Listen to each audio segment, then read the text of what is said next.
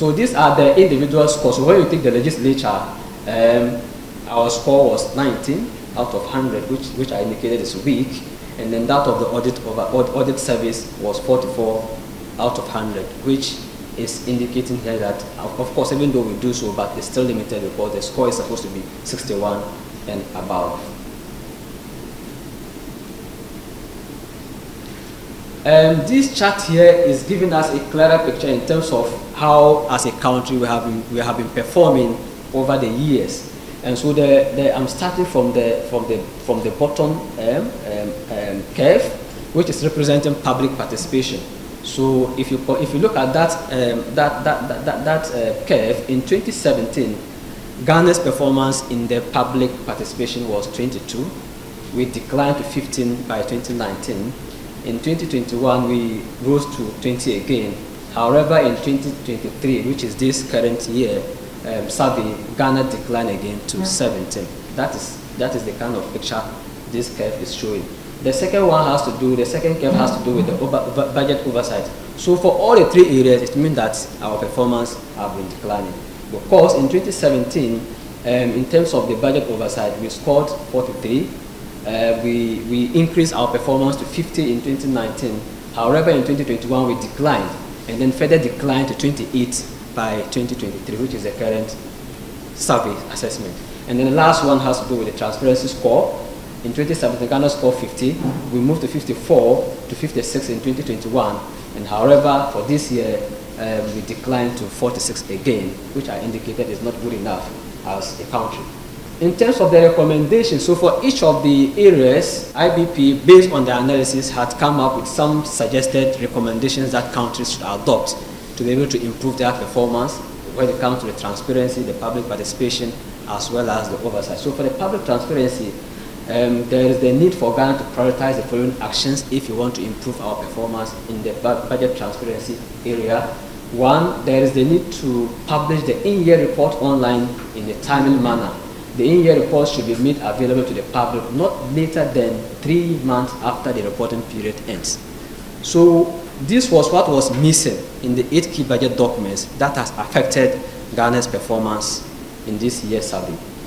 Now, in the executive's budget proposal, data on financial position of the government, information on performance and policy should also be made available and published online in time, say that we are able to meet the assessment period. This would include publishing information related to financial as well as non-financial assets, expenditure performance, and estimate of the impact of different macroeconomic assumptions as a country.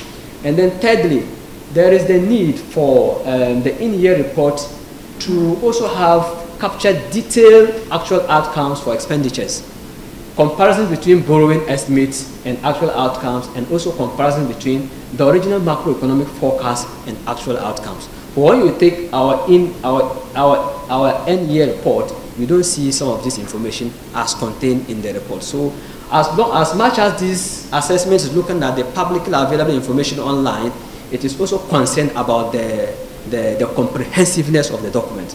And so it is not enough to just publish the document and limit the information. That also has the potential of affecting the country performance as far as the survey is concerned. And then fourth, there is the need to improve, that's what I've just talked about, the citizens' budget. The citizens' budget is one of the 8 key budget documents that the Ministry of Finance is expected to also upload online. But if you take, in the case of in the case of Ghana, if you take our citizens' budget, it's not as detailed as and not meeting the international acceptable standards. So the recommendation there is that we need to improve the comprehensiveness of the citizens' budget and also the pre-budget statement that the Ministry of Finance produces. Now, to public participation. We are all aware that as a country, at least that we know that the Finance Ministry created this opportunity for citizen participation. But as well as this open budget survey is concerned, we are not doing much. And so there is the need for the Finance Ministry to expand the mechanisms during the budget formulation to engage civil society as well as members of the public who express interest in participating in the process.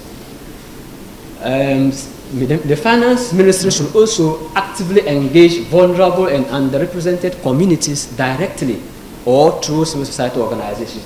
to ensure that their voices are represented in the national budget.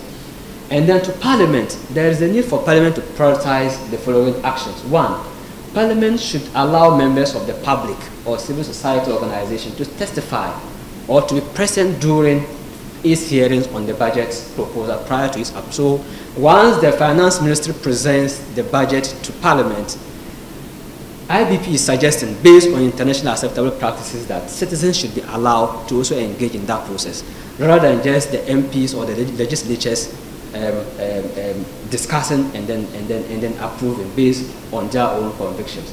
And then also there's the need to also allow members of the public or CSOs to also give testimony during audit report period. So in Ghana, when the Public Account Committees reviews or looks at audit reports, mostly you don't find citizens participating in that process. It's usually between the committee members and then the respective members that are supposed to report before them. But we are suggesting that to have an improved score for this area, we should allow citizens to also make their voices heard in that particular score as well.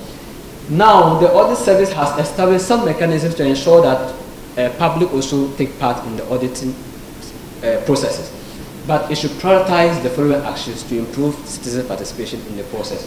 One, there is the need for the audit service to establish formal mechanisms for the public to contribute to relevant audit investigations. Like I just indicated, just like with the Parliament, the audit service also allows citizens to be part of the audit process. We are aware that sometime a few years ago, the audit service launched what they call the Citizens' Eye, that allows citizens to report issues of that they feel that are not acceptable to the audit service, say that they conduct their own independent assessment and then get those people prosecuted, kind of. But in that area as well, we are not doing well. So the recommendation is that there is the need for the audit service to further use that Citizens' Eye to collect citizens' contributions and testimonies and ensure that to ensure wider participation among citizens in the audit processes.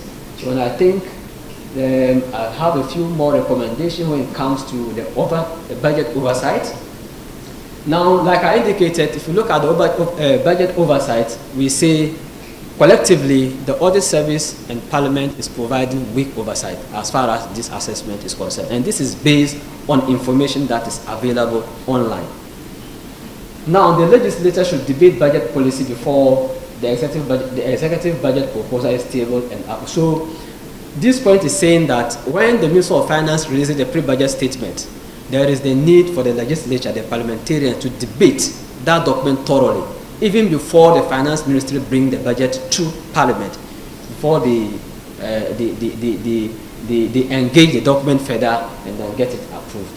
There is also the need for the Legislative Committee to examine the executive budget proposal and publish reports within their analysis. So as soon as the legislature is done pursuing the executive budget proposal, they should publish that online so that whoever goes to the internet can have access to these public documents. Thirdly, there is the need for the Legislative Committee to examine in-year budget implementation and also publish reports with their findings. So sometimes these things are done, but once they do it and they don't get it published online, it means that it has the potential of affecting their score, because it means that you have just produced it for inner use, but the public don't have access to it. That is what it means here. And then the Legislative Committee should also examine the audit report. It's just the same as this one. So once audit reports are examined by the legislature, they should also get to upload them on the internet so that they will be publicly available for everybody to have access to them. And then lastly, to strengthen the independence and improve audit oversight by the Ghana Audit Service, a number of recommendations have also been given. One, there is the need for the legislative or judicial approval to appoint and remove the head of the Supreme Audit Institution.